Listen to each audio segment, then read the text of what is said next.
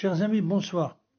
Nous allons voir des éléments importants qu'à partir de 48 heures, il faut commencer à consommer une quantité supérieure à la normale de boissons, aussi bien chaudes que froides, pour bien supporter le jeûne. Deuxièmement, il faut acheter une bougie de longue durée, 48 heures, pour pouvoir réciter la bénédiction de Boré Meoré Haesh dans la Havdalah, donc à la sortie de Kippour, sur une flamme qui était en repos pendant toute la journée de Kippour. C'est important. Nous allons voir à présent que la veille de Kippour, c'est une mitzvah de manger et de boire abondamment. Le Talmud demande que signifie vous mortifierez votre personne à partir du 9 du mois de Tishri au soir. Pourtant, le jeûne ne commence que le lendemain dit Tishri. Si l'on précise néanmoins que le jeûne commence le 9 Tishri, c'est pour nous enseigner, dit le Talmud, qu'il est aussi méritoire et important de manger la veille du jeûne que de jeûner le jour de Kippour. C'est quand même intéressant. Les femmes ont-elles un devoir d'accomplir la mitzvah de manger la veille de Kippour? Elles ont exactement le même devoir que les hommes. Quelle est leur limite pour consommer le dernier repas? On consommera son repas et on s'arrêtera de manger avant le coucher du soleil pour augmenter la part du sacré sur le profane. Ce supplément n'a pas de mesure, il suffit de s'arrêter, de manger ou de boire quelques minutes avant le coucher du soleil. Les femmes ont-elles le devoir d'ajouter ce supplément de sainteté? Réponse oui.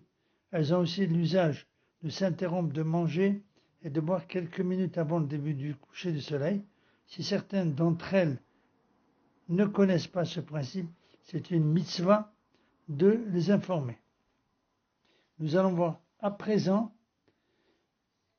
tout ce qui concerne l'allumage des lumières de Kippour et cette année de Kippour et de Shabbat.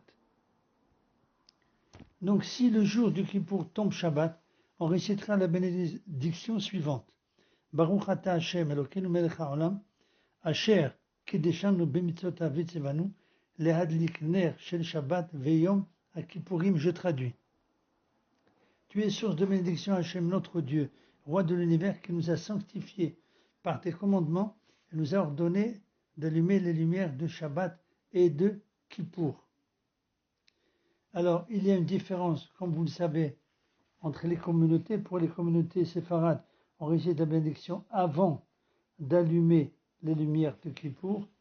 Pour les communautés ashkénazes, on procède d'abord à l'allumage avant de réciter la bénédiction, comme on le fait pour Shabbat normalement.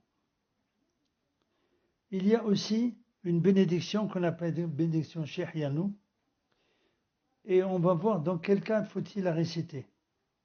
A priori, les femmes ne devront pas réciter cette bénédiction la veille de Kippour, car cette bénédiction ne concerne que le jour de Kippour. Après avoir récité cette bénédiction, elles acceptent immédiatement la sainteté du jour de Kippour, et de ce fait, elles ne pourront plus allumer les lumières. Elles devront penser donc à se rendre quitte de cette bénédiction en écoutant le rabbin réciter cette bénédiction dans la synagogue au moment de la sortie des rouleaux de la Torah de Kol Nidre. Cependant, une femme qui ne se rendrait pas à la synagogue le soir de Kippour, est-ce qu'elle pourra, ou devra plutôt, réciter la bénédiction Shehianu? Réponse oui. Elle ne pourra réciter cette bénédiction qu'après avoir allumé les lumières de Kippour. Elle veillera auparavant à porter des chaussures en toile ou en plastique. Après avoir récité cette bénédiction, elle aura accepté le supplément de sainteté du jour de Kippour. Elle ne pourra donc ni manger, ni boire, ni s'adonner à aucun travail. Quelle est la bénédiction? La bénédiction est la suivante. Baruch ata Hashem Elokeinu melech haolam, shehehianu v'kiimanu v'gi'anu lazeman hazeh.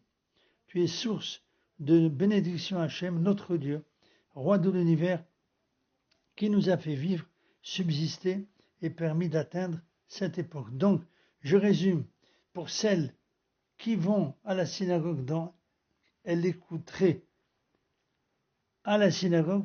Pour celles qui ne vont pas, pour plusieurs raisons, si elles ont des petits-enfants ou autre raison, si elles ne peuvent pas aller à la synagogue, elles réciteront eux-mêmes cette bénédiction, comme nous l'avons vu, déjà prête, à savoir qu'après cette bénédiction, elles ont déjà accepté le jeûne.